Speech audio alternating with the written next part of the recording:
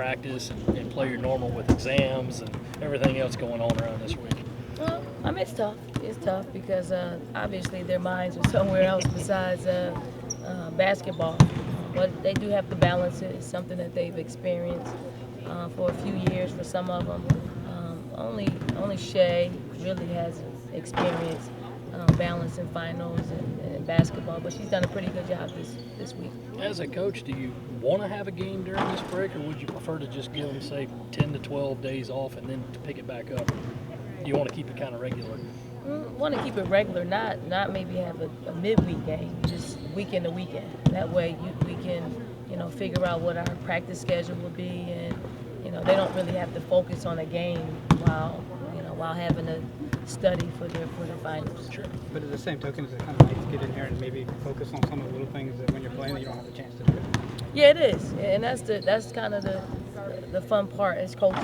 Just kind of work on some weaknesses, tweak some things that haven't worked out so far, and fortunately, and unfortunately, I haven't been here. This is my first practice this week, just recruiting and trying to see some people that we haven't seen, but they've had great practices this week. I think after the beach, you said you wanted to really work on defense. Is that still the focus going forward? That's the focus. That's the focus. I think that's going to be the key of us just being able to get some easy buckets and not put so much pressure on our half-court offense. But we also want to work, just making our offense a little bit more fluent and getting our perimeter players a little bit more involved, especially at the start of the game. Yes, our concentration is going inside, but everybody knows that. So we want them to just, keep everybody honest out there on the perimeter. In the beginning of the year, I think you said Coach Katie wanted them to run a lot more. Have you been able to do that as much as you want to with the defense kind of not struggling, but not up to its usual? No, we haven't been able to do that. So we do want to, we've concentrated on early offense, just making sure that we're able to, again, not put that pressure on our half-court offense, is to, score when given the opportunity. Khadijah's doing a great job pushing the tempo for us, and we got to run with her and make defenses play early in the offense rather than a little bit later.